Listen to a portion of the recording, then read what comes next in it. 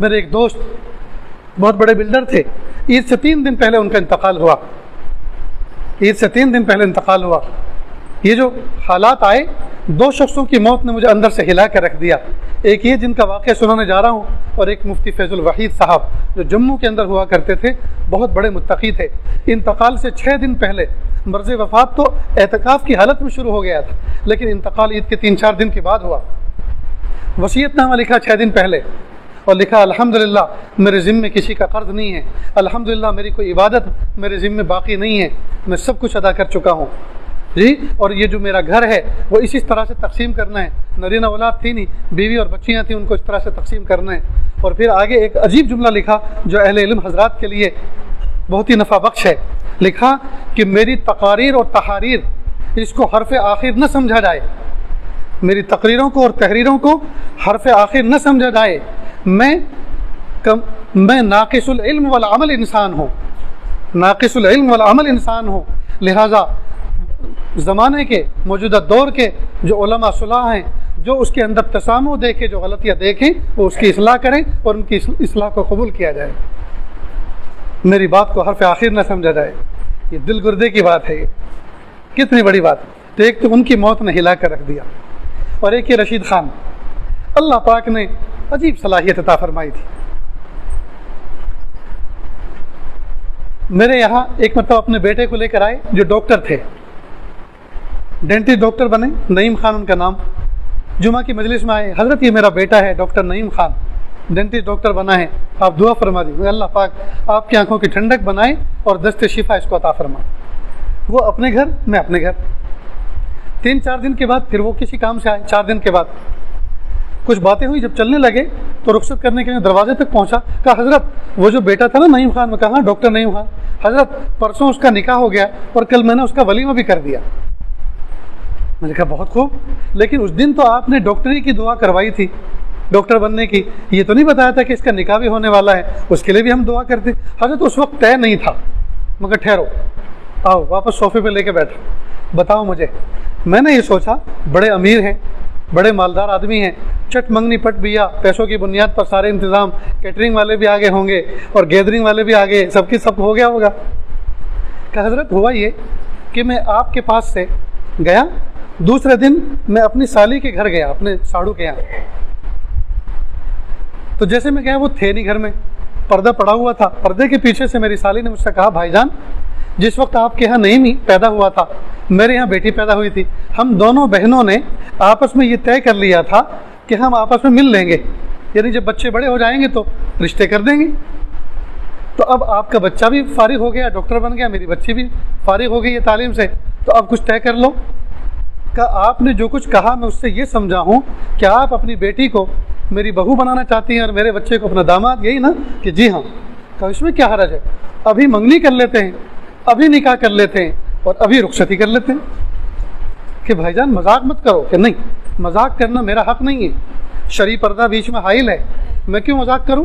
میں جو کہہ رہا ہوں وہ کہہ رہا ہوں جو میرے رب کو پسند ہے۔ تو کہا دلہا کہاں ہے؟ کہ دلہا جب میں سے فون نکلا، بیٹا نعیم کہاں ہو؟ ابو گھر پہ ہوں، اپنی خالہ کے گھر کتنی دیر میں آ سکتے ہو؟ کہ حضرت ابو کہاں ہو آپ؟ کہ میں موسالی میں ہوں۔ کہ ابو 15 منٹ میں، کہ آ جاؤ۔ وہ بھی آ گئے، اتنے میں وہ ان کے ساڑو بھی آ گئے، سلام کر کے وہ اندر گئے۔ بیوی نے کہا یہ ہوا ہے اور وہ لڑکا بھی آ رہا ہے، اب کیا کریں؟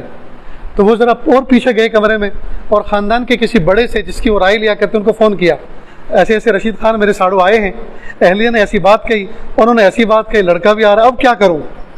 کہا اگر رشید خان جیسا تمہیں سمجھی مل رہا ہے اور رشید خان جیسے باپ کا بیٹا تمہیں داماد مل رہا ہے، بہت مبارک ہو، کر لو، جیسا وہ کہے ویسا کر لو۔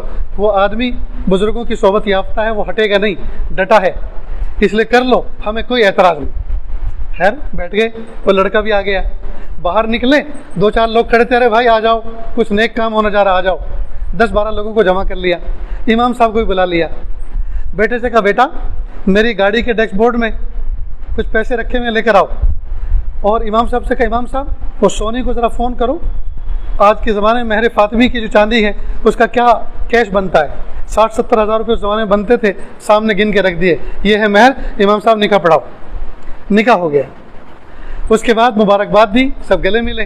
پھر کہا بیٹا نعیم اپنی اہلیہ کے ساتھ 1.5 گھنٹہ میں دیتا ہوں ان کو، 1.5 گھنٹے میں تیار کریں اور اپنی اہلیہ کے ساتھ اور اپنی ساسو ماں کے ساتھ، جو آج سے تمہاری خالہ بھی تھی اور اب ساسو ماں بھی بنی، ان کو بھی ساتھ لے کر آؤ تاکہ اس کو الگ سے کچھ عجیب سا فیل نہ ہو. ساتھ میں اس کی ماں کو بھی ساتھ میں لگ. اور وہ چلے گئے، بازار گئے، 2-4 کلو قیمہ خریدا اور کچھ بسکٹ اور مٹھائی لی. رات آ گئی، صبح ہوئی، بچوں کو سب کو اٹھایا، گھر والوں کو کہا دیکھو فجر کے لیے جا رہا ہوں، میرے محلے کی مسجد کے اندر 20 سے 25 لوگ ہوتے ہیں، اتنی روٹی بنا لو، قیمہ بھون دو، پکا دو، دسترخوان سجا کے رکھو اور چائے گرم گرم بنا کے رکھو، فجر کی نماز کے بعد ولیمہ ہونے والا ہے. فجر کی نماز میں آئے، سلام پھیرا امام صاحب نے، کھڑے ہوئے، بھائی میں رشید خان، میرا بیٹا نعیم خان، رات اس کا نکاح ہو چکا اور ابھی ولیمہ ہے. امام صاحب، مؤذن صاحب، سارے مصلی میرے گھر تشریف لائے دعا کے بعد، اور ولیمہ کھا کے بچوں کو دعا دے. اب وہ تو چلے گئے انتظام میں. اب سارے لوگ جوتے چپل پہنے اور کہہ رہے بھائی کیسا نکاح، کیسا ولیمہ، کیا ہوا یہ؟ لوگوں نے کہا کہ وہ کوئی بیوقوف آدمی تو نہیں تھا جس نے پاگل پن میں ایسا کچھ کہا، وہ کیپیبل آدمی ہے، جو کہا اس پہ یقین کرو، چلو اپنی آنکھوں سے لائیو دیکھ لیتے ہیں کیسا ولیمہ ہوتا ہے. فجر کے بعد گئے تو دیکھا قیمہ جی اس میں خوشبو پھوٹ رہی تھی اور مہک رہی تھی، دسترخوان پہ مٹھائیاں سجی ہوئی تھی، بسکٹ رکھے ہوئے تھے، گرم گرم چائے حاضر تھی. سب لوگوں نے ناشتہ کیا اور دل سے مبارکباد پیش کی. میں نے کہا رشید خان مبارک ہو تم کو. مجھ جیسا کوئی آدمی اگر سادگی کے ساتھ نکاح کرتا تو لوگ مجھے یہ تانا دیتے مولوی صاحب کے پاس خرچ کرنے کو کچھ تھا نہیں، تو سادگی کی آڑ میں، سنت کی آڑ میں اپنی غربت کو چھپا لیا. لیکن آپ جیسا کروڑ پتی آدمی جب ایسا کام کرے گا جی تو یہ مثال بنتا ہے آنے والی نسلوں کے لیے. اور نہ جانے کتنوں نے. پھر میں نے باقاعدہ، میرے یہاں ایک منتھلی میگزین نکلتی ہے دوائی دل نام کی، اس پہ اس کو لکھا اور الگ سے بھی ہینڈ بل بنا کے اس کو تقسیم کیا، شادی ہو تو ایسی. میرے بھائیوں کرنے کے کام تو بہت ہیں، کرنے کا ارادہ کرو تو کرنے والے تو بہت ہیں. یہی رشید خان جب انتقال ہوا میرا بہت دل ٹوٹا. میں اعتکاف میں تھا، عید کی نماز پڑھتے کے ساتھ ہی سیدھا میں نے گاڑی منگوائی بچوں سے اور سیدھا میں ان کی قبر پہ گیا. گھر کے سارے افراد انتظار کر رہے تھے، کچھ تعزیتی گفتگو ہوئی، پھر کچھ علماء صلاح میں بہت سی ان کی مناقب بیان کر رہا تھا. تو ایک عالم نے کہا حضرت میں ان کے گاؤں میں مکتب کی تعلیم دینے کے لیے جاتا تھا. ایک مرتبہ مجھے ملے اور کہا آپ ہمارے گاؤں میں بچوں کو پڑھانے آتے ہیں، تنخواہ تو ادارہ جو بھی دیتا وہ، لیکن ہر مہینے 2000 روپے میری طرف سے ہدیہ قبول فرمائیں. ہر مہینے مجھے 2000 روپے دیتے، اور جہاں بھی کہیں شادی بیاہ میں کسی جگہ ٹکرا جاتے چپ چاپ جیب میں سے کوئی بھی رقم نکال کے مٹھی باندھ کے میرے جیب میں رکھ دیتے تھے. ایک مرتبہ کہا کہ دیکھو مولانا آپ امت کے چھوٹے چھوٹے بچوں کو پڑھاتے ہیں، ہم آپ کا حق ادا نہیں کر پاتے. کئی مرتبہ ہماری بیماری آتی ہے، اگر کوئی ایسا موقع پیش آئے جب بڑا خرچ سامنے آ جائے تو بے تکلف میرے آفس پر آ جانا، میٹنگ ہو رہی ہو تو دیکھ کے چلے مت جانا، فوراً میٹنگ میں آ جانا دروازہ کھول کے. اور یوں بھی مت کہنا پیسے دو، بلکہ یوں کہنا رشید خان آپ کے پاس جو میرے پیسے رکھے ہوئے ہیں نا اس میں سے 4000 کی مجھے ضرورت ہے. کیسا پردہ رکھتے تھے تاکہ کوئی یوں نہ کہے کہ ایک عالم بھیک مانگتا پھر رہا ہے سیٹھوں کی آفس میں آ کر، بلکہ سب کو یہ میسج جائے کہ یہ محتاج نہیں ہے، یہ تو اتنے بڑے آدمی ہیں کہ رشید خان جیسے آدمی کو پیسے استعمال کے لیے دیتے ہیں. اور نیت یہ کرنا آپ کی قسمت کے پیسے جو میرے پاس رکھے ہوئے ہیں آپ ان میں سے لینے کے لیے آئے. عامی آدمی تھا، بالکل عامی آدمی تھا، لیکن بزرگوں کی صحبت ملی، اللہ پاک نے کندن بنا دیا. کئی مدرسوں کے ذمہ دار تھے.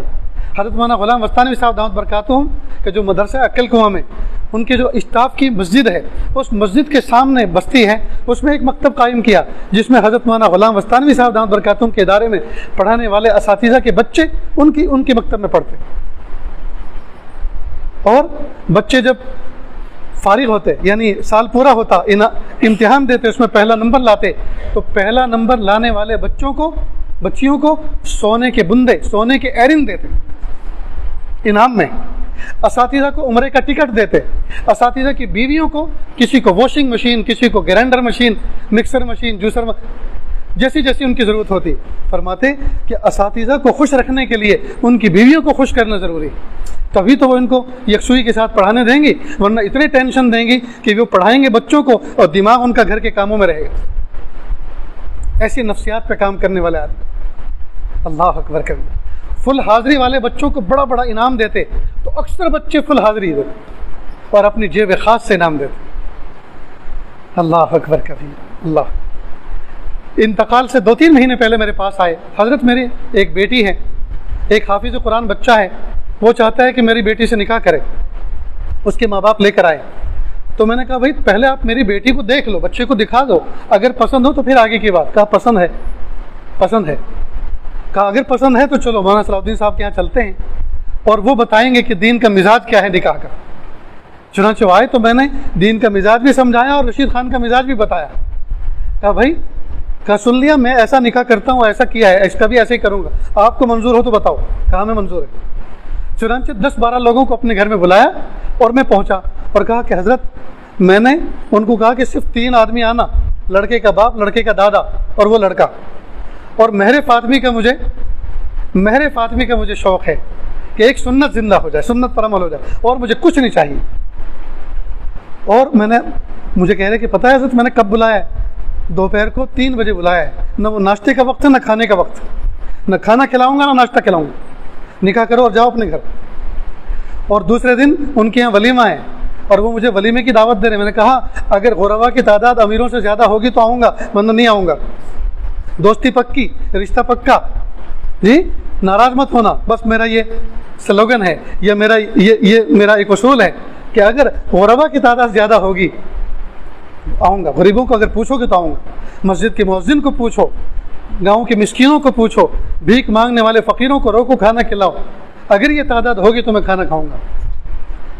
چنانچہ گئے, جو ان کا ساتھ میں ایک دوست ہوتا ہے گاڑی چلاتا ہے, انہوں نے کہا رشید خان سمدھیانے میں جا رہے ہو یار, اور تمہاری جیب میں جو ہاتھ ایسے جاتے ہیں نا اس کی وجہ سے یہ کالا ہو گیا ہے, تو کپڑے تو بدل لو. کہ دیکھو اگر تمہیں مجھے اسی حالت میں گاڑی بٹھا کے لے جانا ہو تو چلو, نہیں تو میں ابھی اترتا ہوں. جب میں اس حالت میں نماز پڑھ سکتا ہوں تو ولیمے کی دعوت کیوں نہیں کھا سکتا؟ جب ان کپڑوں میں عمرہ کر سکتا ہوں, حج کر سکتا ہوں, حرم جا سکتا ہوں, تو میں اپنے سسرال سمدھیانے میں کیوں نہیں جا سکتا؟ میرے بھائیو, دین کو ہم سمجھنے کی کوشش کریں, دین کے مزاج کو ہم سمجھیں. یہ پیسہ شان دکھانے کے لیے نہیں. نواب لوگ تو دنیا سے چلے گئے اور جو کار خیر کر کے گئے اللہ ان کو اس کا اجر عظیم عطا فرمائے, لیکن ہم خالی پینے کی نواب بنے پھر رہے ہیں. شیروانی جس میں ہر وقت پریشانی رہتی جی, اور شوٹیڈ اور بوٹیڈ, ہائے ہائے.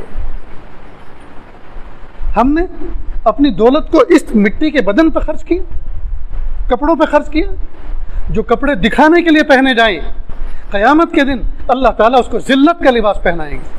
میں کئی مرتبہ آئینے میں پگڑی باندھتا ہوں تو بار بار اپنے نفس کو ٹٹولتا ہوں. یہ اس لیے تو نہیں ہے کہ میں علامۃ الدہر نظر آؤں, یہ اس لیے تو نہیں ہے کہ کوئی بڑا شیخ نظر آؤں, یہ اس لیے تو نہیں کہ ذرا میں ممتاز نظر آؤں سب میں, اس لیے تو نہیں پہن رہا. کئی مرتبہ پہنتے کھول کے چھوڑ دیتا ہوں, صرف ٹوپی میں مسجد جاتا ہوں.